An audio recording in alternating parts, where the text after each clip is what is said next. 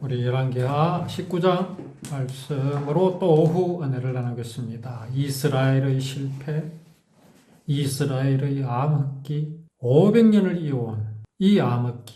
그런데 히스기야가 회복하였습니다. 25세에 왕이 되었습니까? 그리고 50 중반에 죽었습니다. 그럼 그가 다스렸던 세월이 근 30여 년입니다. 30여 년을 이스라엘은 하나님께 예배하고 희생제물을 드리고 절기를 지키는 그런 나라가 되었습니다. 그런데 그런 이스라엘에 아시리아 왕이 쳐들어왔습니다. 아니, 이렇게 은혜로운 나라에 어찌 이런 일이 있을 수 있습니까? 그런데요, 이사야 선지자의 경고, 이 경고의 말씀을 보면 이스라엘이 히스기야가 다스리는 동안에 처음에는 하나님을 향하여 진짜 율법을 언약으로 믿고 큰 믿음 가운데 하나님 앞에 예배하는 삶을 살았을 것입니다.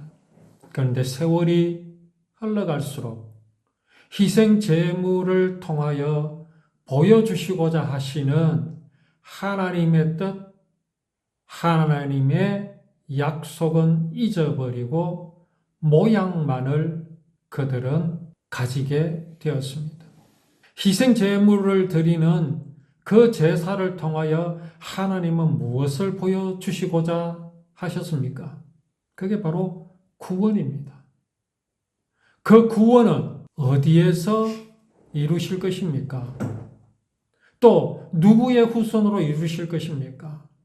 당연히 아브라함의 후손이며 아브라함 후손에게 약속하신 대로 주신 땅, 가나안, 여기에서 이루실 것입니다. 그런데 이 율법을, 이 언약을 이스라엘 백성들은 잊어버리기 시작했습니다. 행함은 있는데 믿음은 없었습니다. 여기 행함이란 어떤 걸 말합니까? 율법에서 행하게 하신 것들입니다. 양을 잡고 소를 잡고 성전 안에서 일어나는 모든 행함입니다.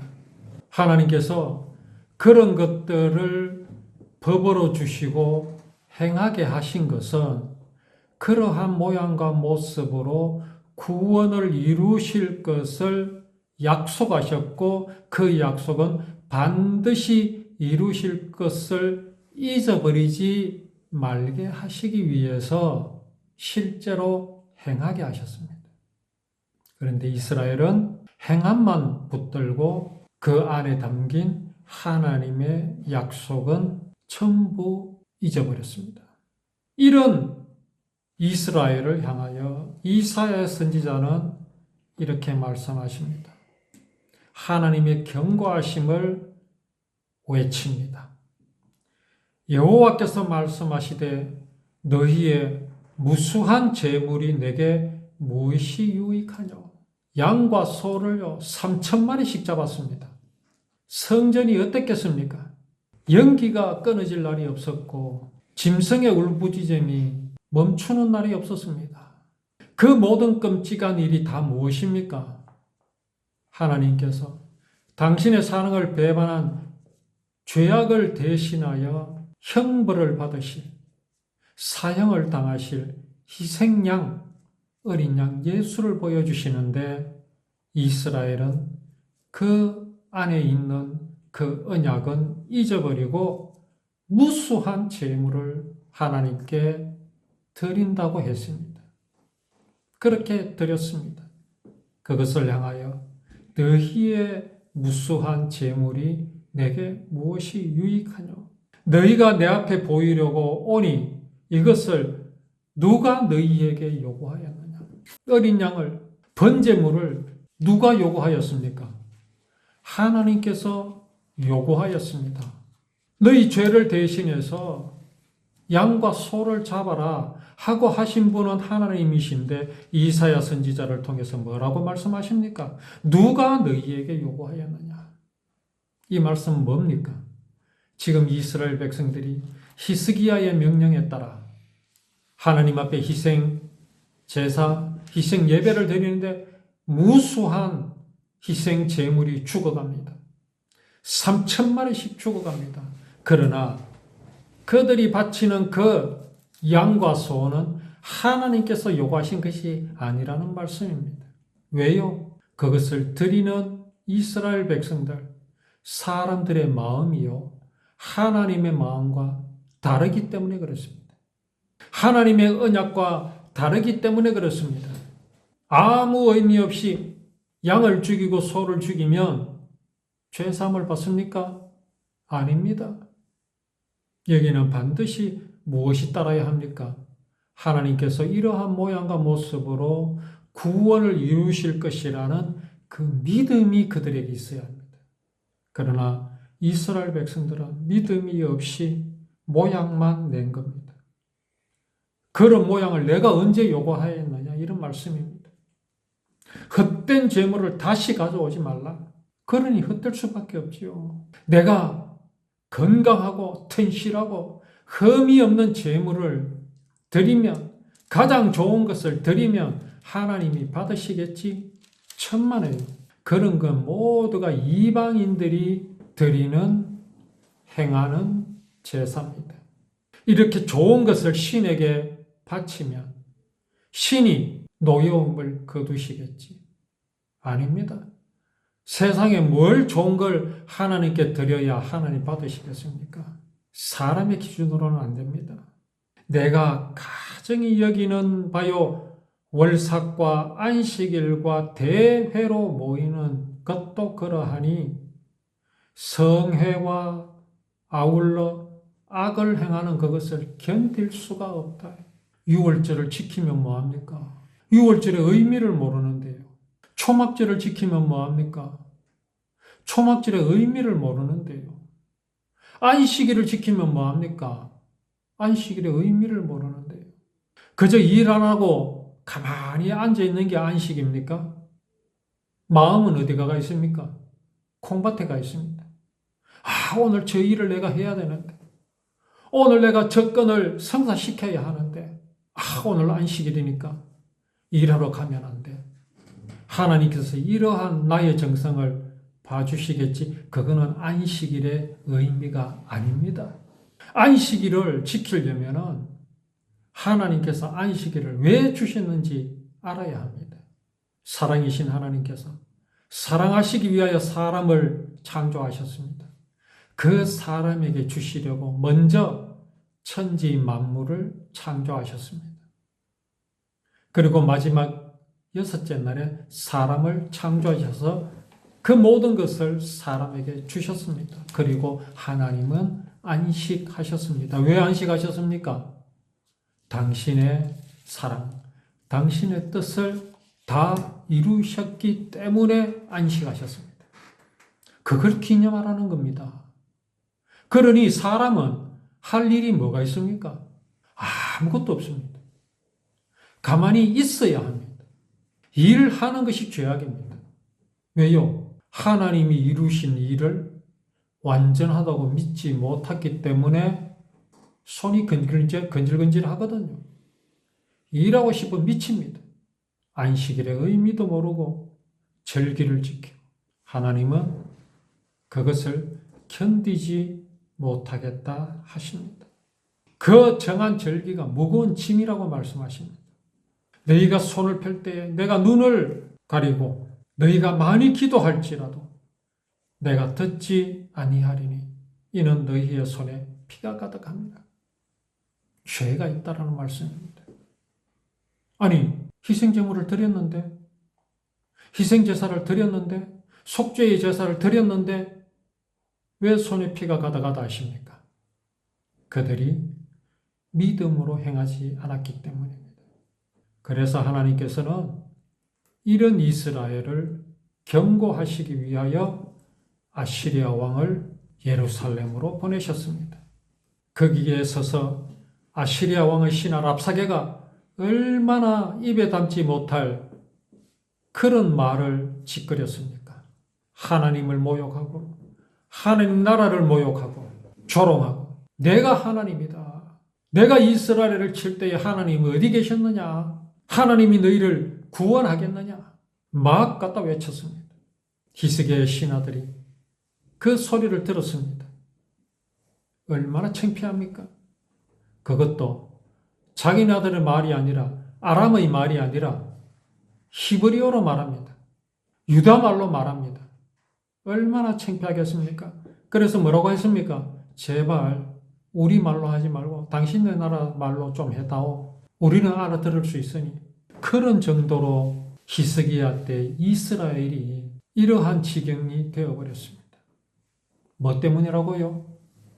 그들이 율법을 지키나 그들이 희생제물을 드리고 번제를 드리고 또 유월절을 지키며 안식일을 지키며 절기를 지켜도 그들이 진실로 하나님의 뜻을 알지 못하고 지키는 모습을 하나님께서는 경고하신 것입니다.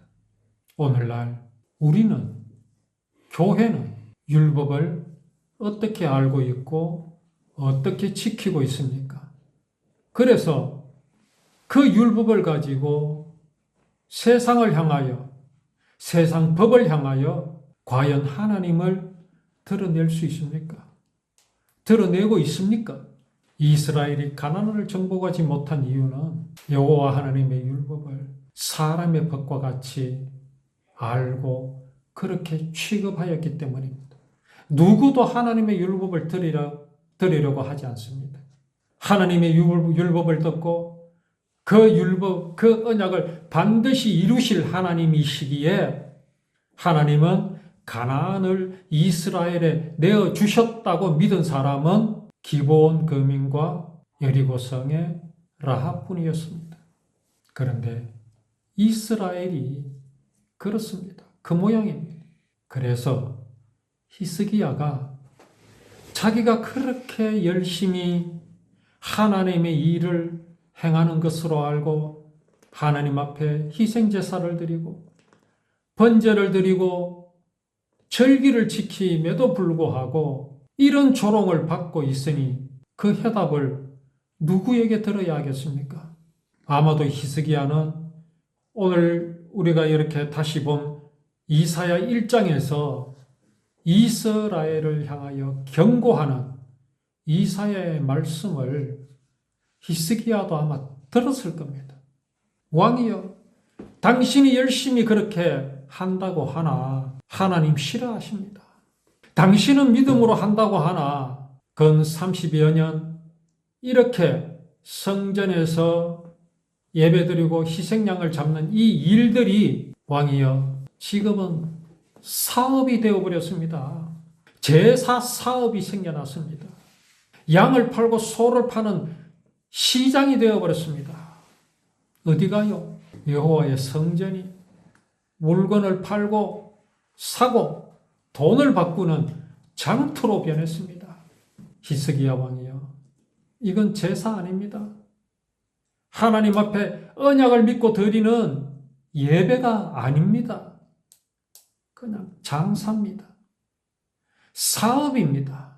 히스기야요, 이거 무너뜨리십시오. 언약을 회복하십시오. 이스라엘에게 외치십시오. 오늘날 한국 교회가 또 세계 교회가 율법을 언약으로 알고 전한다면 얼마나 많은 변화가 있겠습니까? 적어도 교회가 세상을 대항하여 무너지지는 않습니다. 그런데 오늘날 어떻습니까? 교회가 동성연애를 찬성하고 동성연애자인 사람을 목사로 앉히는 그런 시대가 되어버렸습니다. 그게 뭐 잘못이냐는 겁니다. 그냥 사람의 생각, 법으로는요, 율법을 해석하지 못합니다. 거기에서 하지 말게 하신 것이 무슨 의미인지 알지 못합니다. 오늘날 세상의 교회가 히스기야가 오류에 빠진 그 오류에서 헤매고 있습니다. 왜요? 결정적인 이유가 뭡니까? 율법을, 하나님의 말씀, 하나님의 말씀으로는 알지요. 그러나 그 말씀에서 보여주시고자 하시는 언약을 모르기 때문에 그렇습니다. 하나님의 뜻을 모르기 때문에 그렇습니다. 그래서 히스기야는 이사야에게 오히려 자기에게 쓴소리를 하는 선지자 아닙니까? 듣기가 참으로 민망한 히스기야의 지금까지 수고를 뭐라고 말해버립니까? 역겹다. 하나님은 당신이 드리는 그 제사 역겨워하신다. 내 마당만 밟을 뿐이다. 너 절기 지키는 것, 안식일이고 유월절 지키는 것, 내 힘겹다. 이렇게 말한 이사야에게 히스기야가 굵은 베옷을 입고 또 자기 신하에게 굵은 베옷을 입혀서 이사야에게 보냅니다. 이런 히스기야의 모습이 어떤 모습입니까? 회개의 모습입니다. 오늘날 교회에서 말하는 그런 회개가 아닙니다. 지은 죄들을 낱낱이 기억해서 기억나지 않는 것 쥐어짜서 기억해가지고 하나도 빠뜨림이 없이 낱낱이 울며 불며 회개하면 구원받는 그런 회개가 아닙니다. 정말 율법을 언약으로 알아야 한다는 그 사실을 놓쳤다는 그 사실을 깨닫고 하나님의 사람에게 말씀을 듣기 위해서 보내는 이러한 히스기야의 모습이 진실로 회개의 모습입니다. 오늘 히스기야가 이사야를 찾을 수밖에 없었던 그 모든 이유를 우리는 분명히 알아야 하며 또한 이사야에게 말씀을 듣기 위해서 사람을 보냈던 그 히스기야의 마음을 우리는 오늘 분명히 알아서 진실로 하나님의 뜻을 놓치지 않고 언약을 놓치지 않고 율법을 항상 바라보며 즐거워하고 묵상하는 우리의 믿음이 되기를 원합니다.